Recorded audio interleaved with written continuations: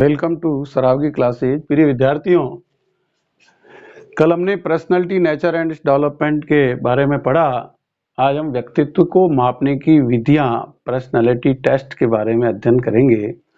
वैसे तो वास्तव में व्यक्तित्व का मापन करना इतना आसान काम नहीं है, लेकिन जो हमारे इंटरव्यू पैटर्न बने हुए ऑटोबायोग्राफी, इनके माध्यम से आवश्यकता को मद्देनजर रखते हुए हमारे मनोवैज्ञानिकों ने व्यक्तित्व की अनेक विधियों का उल्लेख किया।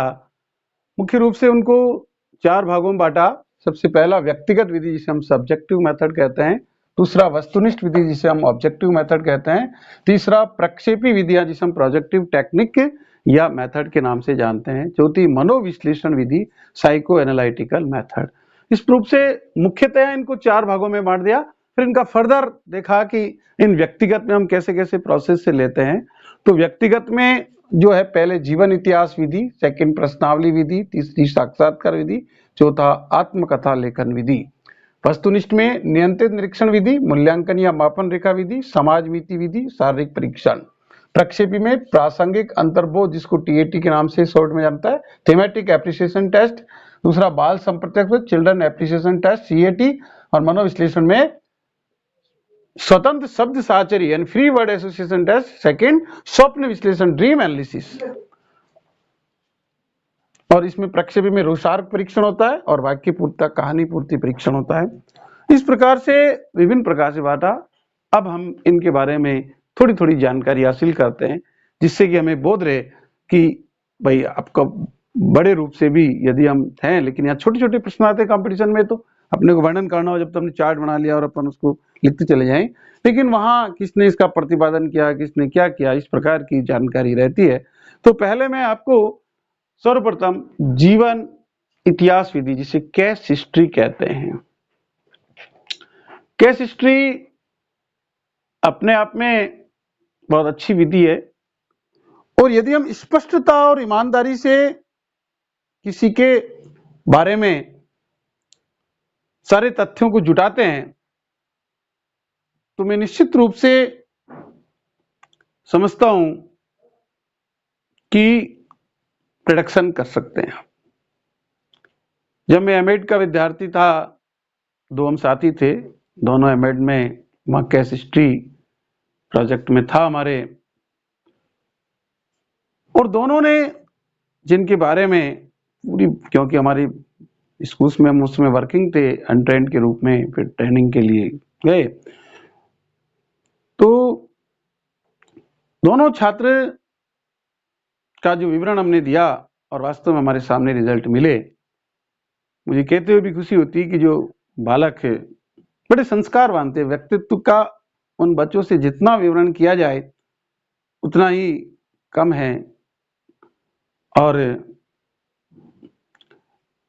उनमें जो मैंने देखा कि 4th क्लास से लेकर के 8th क्लास तक कंटिन्यू पढ़ाया, और उस केस हिस्ट्री में माता जी से, पिताजी से सभी टिफिन वगैरह देने आते थे। तो वास्तविक सत्य में मैंने लिखा, और वो प्रोडक्शन जो घोषणा थी वो बिल्कुल सफल हुई थी कि बालक अभी कोऑपरेटिव इंस्पेक्टर है, अधीनस्थ आरएस है, और एलाइड में उससे पहले वो एसटीसी करके टीचर बना था। ये दोनों स्टेटमेंट आज भी मेरे पास है, और मुझे बड़ी खुशी होती है जब भी वो मिलता है बालक, और वो भी कहता है, सर आपने जो मुझे मेरे लिए कहा मैंने उसको साकार करके दिखाया, और आगे मैं प्रयासरत हूं कि मैं एनआरएस बन जाऊं। तो प्रिय विद्यार्थियों, केस हिस्ट्री में ये ध्यान रखना होता है कि हम इसके आंकड़े बिल्कुल इस पर तथ्य को छुपाए नहीं, या तो अपन मनगढ़ंत लिखे, या वो स्टूडेंट यदि आपको कोई चीज गलत बताने की कोशिश करता है, तो स्टूडेंट तो गलत क्या बताए, जब अपन वास्तव में कहीं पढ़ रहे हैं, वहीं कर रहे हैं, तो उसकी जन्म तिथि, नाम, पिता, उसके हाव भाव, उसके भाई बहन के बारे में भी अपने को जानकारी होती है। तो केस हिस्ट्री अपने आप में वर्णनात्मक रूप से सही मायने में विद्यालय में 1 दिन का 4 घंटे का काम होता है, जिसको पूरे बारीकी से आप उसके नाम, पिता का नाम, ऑक्यूपेशन, दादा दादी, नाना नानी, परिवारजन, विशेष रूप से मतलब वहां के लोकल परिवार को तो आपको पूरा उसमें रखा है, भाई बहन कितने हैं, उनकी स्थिति, उनके वो कौन कौन से विद्यालय में पढ़ रहे हैं, उनका मीडियम हिंदी है, अंग्रेजी है, इस प्रकार से उनकी लंबाई, उनका भार, वजन, और कोई शारीरिक प्रॉब्लम, इस प्रकार की सब चीजों का जब समावेश आता है, और तो फिर हम अंत में उसमें प्रोडक्ट कर सकते हैं। और प्रोडक्ट में उसके रिजल्ट जो है 99% उससे संभावित प्रक्रिया आती है। तो लेकिन इसमें स्पष्टता और ईमानदारी होनी चाहिए जीवन इतिहास में, ये आप जान रहे। तो ये इसके एक तरह से गुण भी है और दोष ये है कि स्पष्टता ईमानदारी नहीं है, और दूसरा है कि थोड़ा लंबा प्रोसेस है कि अपन को मतलब टाइम लगता है, क्योंकि सारी जानकारी उसको हम दिलाएं। कभी कभी अनजान व्यक्ति से अपने को करना है तो डॉक्टर, वकील, जो भी उनसे रिलेटेड जो समाज के गणमान्य नागरिक हैं उनसे भी अपने को इससे प्रश्नावली विधि। अब प्रश्नावली में अपन प्रश्न पूछते हैं, लेकिन बालक क्या करते हैं, या तो प्रश्न देने में हिचकिचाते हैं बहुत सी बार कि भाई ये भी फ्रैंकता नहीं आती है मैच्योरेशन से दे दे, या तो बिल्कुल छोटे बच्चे बता देंगे आता है तो, या फिर बिल्कुल बड़े होते हैं उनमें। लेकिन जो एडल्ट किशोर होते हैं एडोलेंसेज कंडीशन के अंदर, वो आते हुए भी नहीं बताएंगे, हंसने लग जाएंगे या हिचकिचाएंगे कि मैं इसका जवाब कैसे दूं। तो प्रश्नावली विधि में ये थोड़ा दोष होता है। बाकी क्वेश्चंस के आधार पे दिए जाते हैं, इंटरव्यू भी होते हैं। साक्षात्कार विधि अगला तो इंटरव्यू मेथड ही है, जो आप देखते हैं यूपीएससी में, आरपीएससी में, जो भी प्राइवेट गवर्नमेंट जो भी ऑर्गेनाइजेशन सेक्टर बने, साक्षात में दो व्यक्ति आमने सामने बातचीत करते हैं और उनसे उसके विचार काफी कम समय में मतलब जान लेते। लेकिन फिर भी है कि बहुत सी बार जब अपने को थोड़ा उससे और परखना होता है तो साक्षात्कार 1 घंटे, 1.5 घंटे, 1.5 घंटे, 2 घंटे तक भी चल जाता है।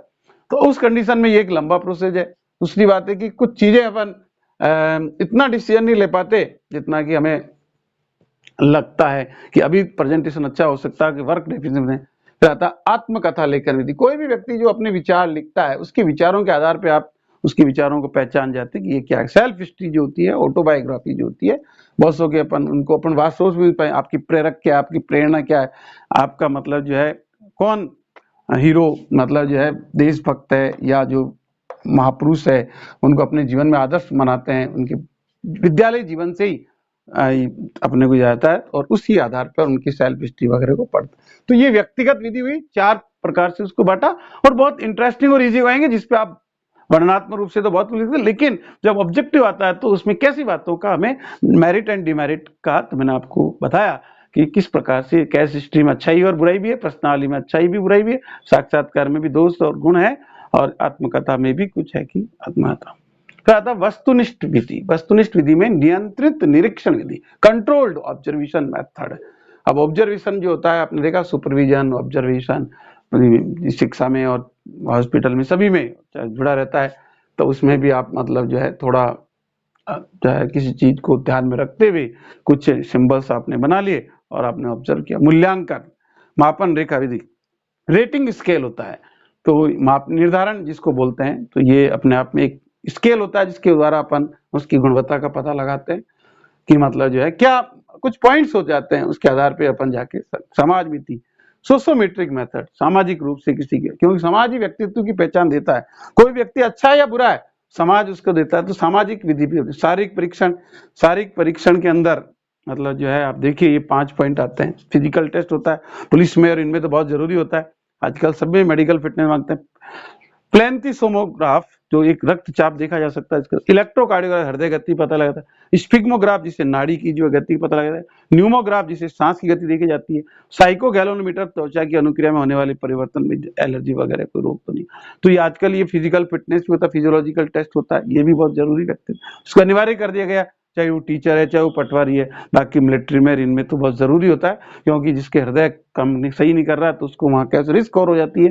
तो इस प्रकार से वस्तुनिष्ठ विधि जो है वो हमारी ऑब्जेक्टिव मेथड्स है। वर्णनात्मक रूप से तो बहुत कुछ है, लेकिन अपने को यहाँ मेन बातों पे फोकस करना है, क्योंकि कंपटीशन में वर्णनात्मक क्वेश्चन नहीं आते हैं, ऑब्जेक्टिव क्वेश्चन आते हैं। प्रक्षेपी विधि, एक तो थीमेटिक एप्रिसिएशन टेस्ट जिसको टीएटी बोलते हैं, मार्गन एंड मर्रे ने इसका प्रयोग किया था। दूसरा बाल संपत्ति चिल्ड्रन एप्सन टेस्ट बोलते हैं। तीसरा रोसार्क परीक्षण और चौथा वाक्य पूर्ति शब्द बंधन। तो इस प्रक्षेपी विधि के अंदर मैं आप तक कुछ बात करना चाहूंगा कि मतलब जो है मेन इंपॉर्टेंट है आपका कि जैसे अपन बात करें थेमेटिक का, तो जो थेमेटिक एप्रिसिएशन टेस्ट है उसके अंदर क्या होता है कि इस विधि का निर्माण मार्गन मुरे ने किया था सन 1935 में, और इसमें कुल 30 चित्र होते हैं। तो इनमें 10 तो पुरुषों के लिए होते हैं और 10 स्त्रियों के लिए होते हैं, और 10 स्त्री और पुरुष 7 होते हैं। फिर उनके कार्ड सिस्टम के द्वारा इसके निर्णय लिए जाते हैं। रोरसाक शाही का जो परीक्षण है उसमें इंक ब्लड बोलते हैं इसको, रोरसाक इंक ब्लड परीक्षण। तो अलग ही जैसे मुर्गे का फौज होता है ना, वैसे लगता है बिखरा हुआ।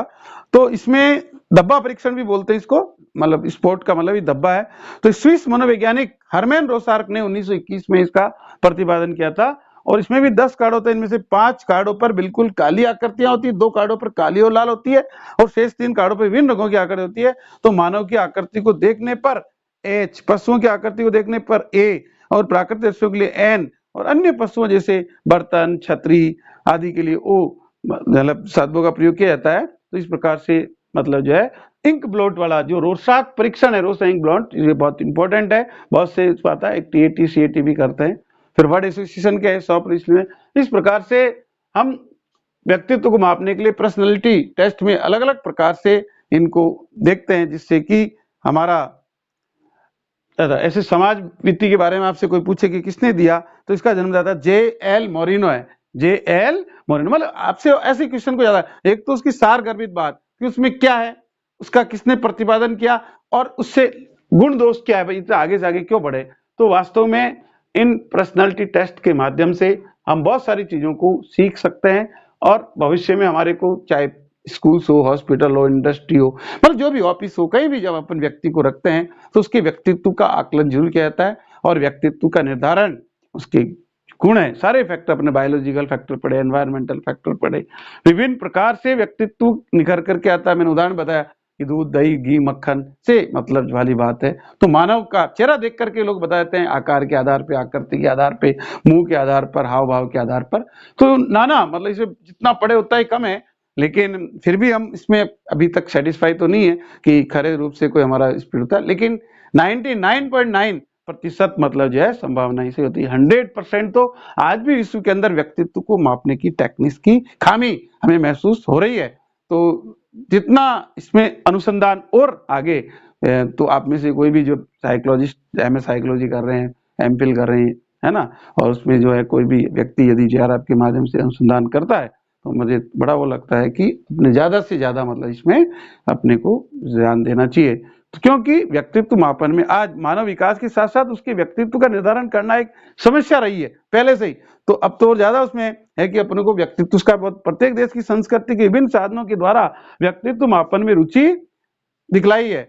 तो आज कपाल विद्या जिसको फेनोलॉजी कहते हैं, एक दूसरा एक मुख्य लक्षण तो फिजियोनॉमी कहते हैं, तीसरा मतलब आकार के आधार पे उसको ग्राफोलॉजी कहते हैं, हस्तरेखा में पामिस्ट्री बोलते हैं, द्वारा व्यक्ति को मापा जाता है। तो इस प्रकार के एक डिपार्टमेंटोलॉजी बने हुए, अध्ययन बने हुए हैं, विज्ञान की शाखाएं हैं साइकोलॉजी में। तो उन शाखाओं के माध्यम से विश्व सरकार, भारत सरकार, मतलब जो भी यहाँ के सारे देश विदेश के जितने भी जो साइकोलॉजिस्ट हैं, उन्होंने अलग अलग फील्ड पे अध्ययन कर रहे हैं अनुसंधान, तो और मतलब इस पे इजाफा हो इस प्रकार से तो अपन व्यक्तित्व मापन को और सकते हैं। तो आप लोगों को यदि मनोविज्ञान के इन दिनों जो मैं वीडियो डाल रहा हूँ, बड़े अपने जोर से जितना मेहनत हो सकती है, तो प्रिय विद्यार्थियों आपसे ये एक सोच है कि आप मतलब जो है सब्सक्राइब करें और ज्यादा से ज्यादा लोगों को इसमें जोड़ें, जिससे उनको फायदा होगा। और मैं समझता हूँ कि कुछ पाठ्यक्रमों से और कुछ आप जो नॉर्मल रूप से अपन STC में BEd में पढ़ते हैं, उससे मैं कोशिश कर रहा हूँ कि ज्यादा से ज्यादा आपको बताया जाए। फिर बाद में अपन इसके आधार पर प्रश्नों के बारे में डिस्कस करेंगे। तो आप ज्यादा से ज्यादा इसको लोगों को लाभान्वित करने में हौसला अफजाई रहता है, लगता भी है कि जो अपन मेहनत कर रहे हैं वो निष्फल नहीं जा रही है, उससे ज्यादातर लोग लाभान्वित होते हैं। इस प्रकार के समय का भरपूर फायदा उठाएं। तो आप जब एक दूसरे को शेयर करेंगे जिस पर लगे तो उसमें धन्यवाद।